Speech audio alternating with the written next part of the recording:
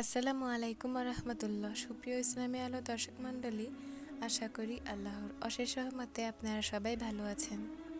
আজকে আমি জানাবো মুহাম্মদ সাল্লাল্লাহু আলাইহি সাল্লামকে স্বপ্নে দেখার জন্য যে দুটি আমল করতে হবে, এই সকল বিষয়ে আজকে জানাবো এবং তার চরিত্র ব্যাপারে। তো চলুন শুরু করা যাক বেশি কথা না বাড়িয়ে। তার আগে চ্যানেলটি সাবস্ক্রাইব করে আমার সাথেই থাকুন। তো চলুন শুরু করি। রাসূল সাল্লাল্লাহু আলাইহি সাল্লাম বলেন, যে ব্যক্তি আমাকে স্বপ্নে দেখল সে আমাকেই দেখল, কেননা বিতাড়িত শয়তান আমার রূপ ধারণ করতে পারে না।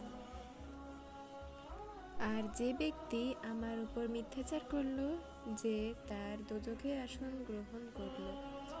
সহিহ বুখারী 110 নম্বর হাদিস। অন্য হাদিসে রয়েছে, যে আমাকে স্বপ্নে দেখল শীঘ্রই সে আমাকে জাগরণেও দেখবে, অথবা সে যেন আমাকে জাগরণেও দেখল।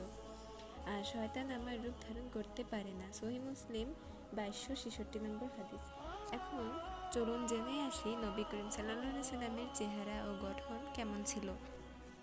শামায়েলে তিরমিজি বর্ণনায় নবী করিম সাল্লাল্লাহু আলাইহি সাল্লামের আকার বর্ণনা দেওয়া হয়েছে এভাবে: তিনি ছিলেন মানানসই দীর্ঘদেহী, তার গায়ের রং দুধে আলতায় মিশ্রিত গোলাপের মতো, গোল গাল, হালকা পাতলা চেহারার, ঘন দাড়ি, মুখ গহ্বর প্রশস্ত, ঘাড় যেন রৌপ্য পাত্রে রক্ত ঢালা, কেশরশী সামান্য কোঁকড়ানো বাবরি, মেদহীন সুঠাম দেহ, হাতে পায়ের আঙুলগুলো শক্তিশালী ও মজবুত, বাহু, কাঁধ ও বুকের উপরে পশম বিশিষ্ট, অতিরিক্ত পশমমুক্ত শরীর, বুকে নাভি পর্যন্ত পশমের দীর্ঘরেখা, দুই কাঁধের মাঝখানে মোহরে নবুয়ত, মাথা ও অস্থিবন্ধিগুলো ছিল কিছুটা বড়সড়, প্রশস্ত ললাট, চক্ষু গোল গোল, ডাগর ডাগর, চোখের মণি কুচকুচে কালো, পাপড়ি লম্বাটে, ভ্রুযুগল অমিলিত, প্রশস্ত ঘন ভ্রুদ্বয়ের মাঝখানে প্রশস্তিত একটা রগ, যা রাগের সময় স্ফীত হতো, উন্নত চকচকে নাসিকা, দাঁতগুলো বিযুক্ত রূপার গাঁথুনি। এক কথায় তার অপূর্ব রূপমাধুর্য বর্ণনাতীত, যে কেউ তার প্রথম দর্শনে হতভম্ব হয়ে পড়ত।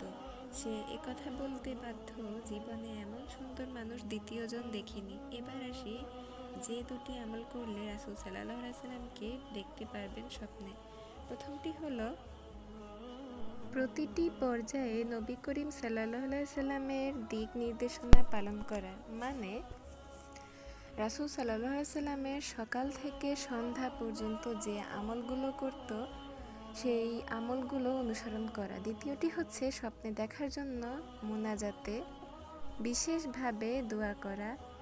এটি আমলের ফলে রাসূল সাল্লাল্লাহু আলাইহি সাল্লামকে স্বপ্নে দেখতে পারবেন ইনশাআল্লাহ। তো প্রিয় দর্শক, ভিডিওটি কেমন লাগলো অবশ্যই কমেন্টে জানাবেন। ভালো লাগলে লাইক, কমেন্ট, শেয়ার করে সাবস্ক্রাইব করে পাশেই থাকবেন। সবাইকে এখানে বিদায় জানিয়ে এখানেই শেষ করছি। আল্লাহ হাফেজ। আসসালামু আলাইকুম রহমতুল্লাহ।